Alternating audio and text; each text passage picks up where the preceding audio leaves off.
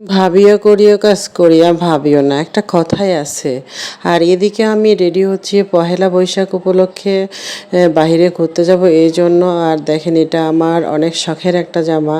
এটা আসলে আমি পরি না, পরলে আমার দুর্ঘটনা ঘটে। দুইবার পরছি, দুইবারই দুর্ঘটনা ঘটছে, কারণ এটার ঘেরটা অনেক বড় আর মোটরসাইকেলে এই ঘেরটা আটকিয়ে যায়। একবার রিক্সায় উঠছিলাম, রিক্সায় আটকে গিয়েছিল, যার কারণে এটা পরতেই ভয় লাগে। আর গতকালকেও পরে যে মোটরসাইকেলে যাচ্ছিলাম, পিছন থেকে আমাদের ডাকতেছিল যে আমার জামাটা হচ্ছে চাকার ভিতর ঢুকে যাচ্ছিল।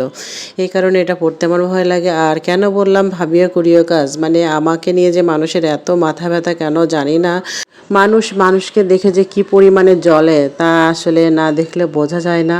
কেন আমি এত ঘুরতে যাই, কেন আমি এত বাহিরে যাই, তাদের কি প্রবলেম আমি জানি না। কেন আপনি কি আপনার জামাইয়ের শখের বউ হতে পারেন না? কেন আপনার জামাই কেন আপনাদের নিয়ে ঘুরতে যায় না? সেটা আপনাদের বিষয়। আসলে মানুষ জ্বলবেই, তার জন্য জীবন থেমে থাকবে না। আমার ভালো লাগে বাইরে যেতে, এই জন্য আমি যাই।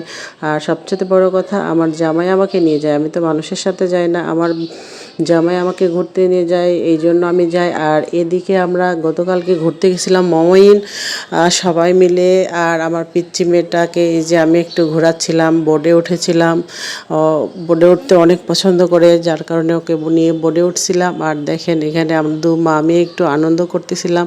আর বিশাল এরিয়া।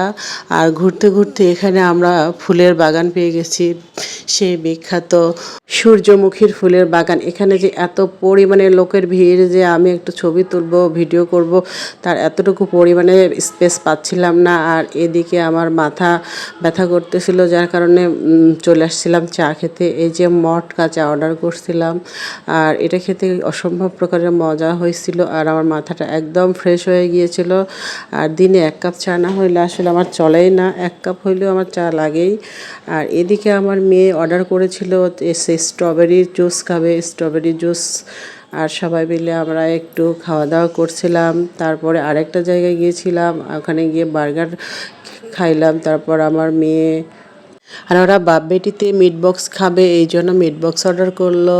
আর সবাই মিলে আসলে বাহিরে গেলে অনেক খাওয়া দাওয়া করা হয়। বিশেষ করে আমার মেয়ে তো বাহিরের খাবার খুব বেশি পছন্দ করে, আর খুব বেশি জেদি হয়ে যাচ্ছে দিন দিন।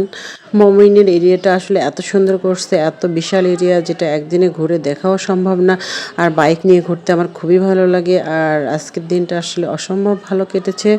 আর আজকের ভিডিওটা এ পর্যন্তই। যদি ভালো লেগে থাকে একটা লাইক কমেন্ট শেয়ার করে দিবেন। ভালো থাকবেন। আল্লাহ হাফেজ।